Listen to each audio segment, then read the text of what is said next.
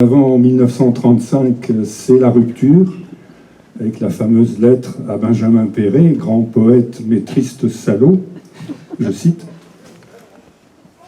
Juste deux très courts extraits.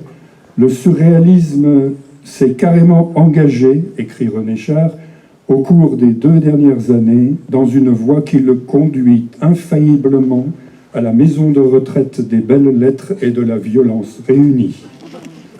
La descendance de Sade, de Rimbaud et de Lautréamont serait-elle toute intellectuelle?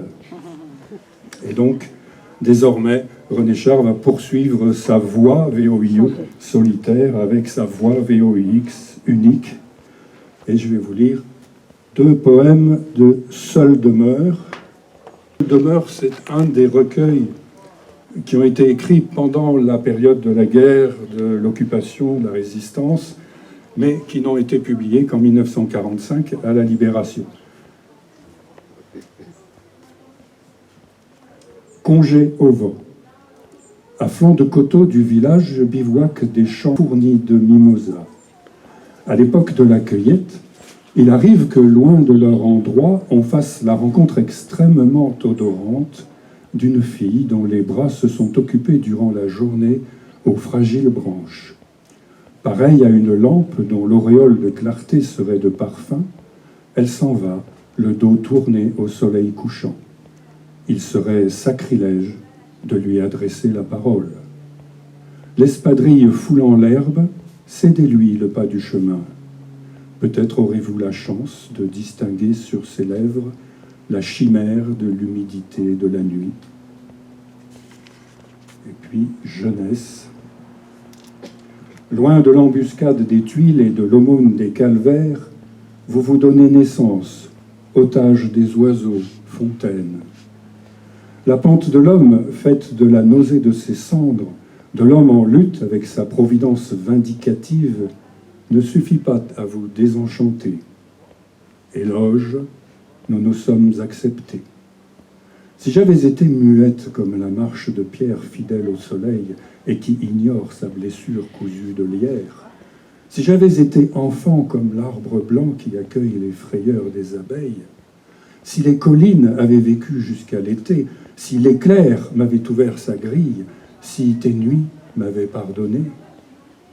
Regards, vergers d'étoiles, les genêts, la solitude sont distinctes de vous. Le chant finit l'exil. La brise des agneaux ramène la vie neuve. Malou était belle, à Très 17 belle, ans, voilà, semble-t-il. Et il arrive, ce qu'il arrive donc à Antibes, vous l'avez évoqué, sachant que René Char, lui, et on va peut-être terminer cette première étape de cette façon-là, il était fiancé ou quasiment, donc à ce moment-là aussi. Et il est reparti à Paris, fiancé, voilà, et je pense que Malou, elle ignorait tout. Je pense qu'elle a un petit peu rêvé, elle, de se dire, voilà, je pense qu'elle en a été amoureuse de ce beau jeune homme, et puis non, en fait, il n'y a pas de jolie histoire pour ces enfants-là, donc elle est repartie au Névon, elle est sur la Sorgue, travailler.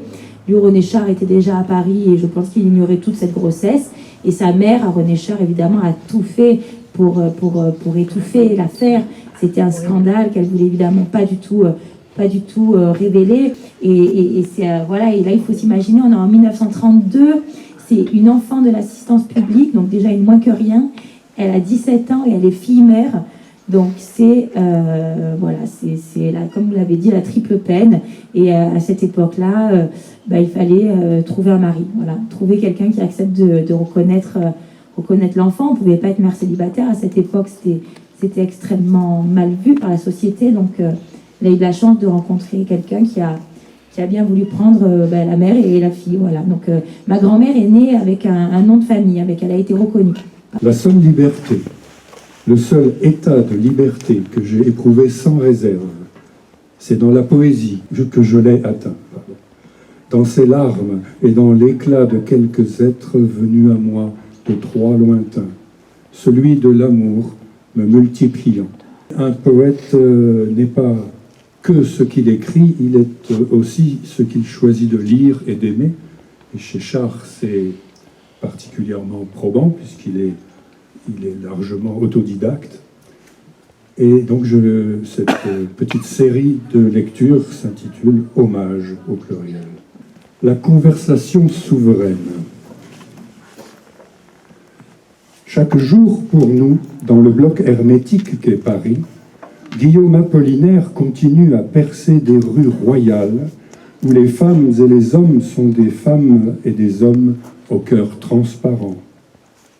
Encore que sur la périphérie, à l'emplacement des anciennes carrières, se tiennent, économe comme le lichen, un poète sans fouet ni miroir, que pour ma part je lui préfère, Pierre Reverdy.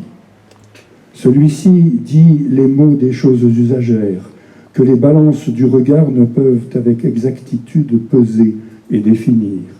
Leur mouvement dépourvu de sommation continuelle nous ramène aux 3 marches d'escalier d'une maison aux lampes douces, gravie un soir de pluie par ce convive essentiel. Reconnaissance à Guillaume Apollinaire, à Pierre Reverdy, au privilégié lointain Saint John Perse, à Pierre Jean Jouve, à Artaud détruit, à Paul Éluard.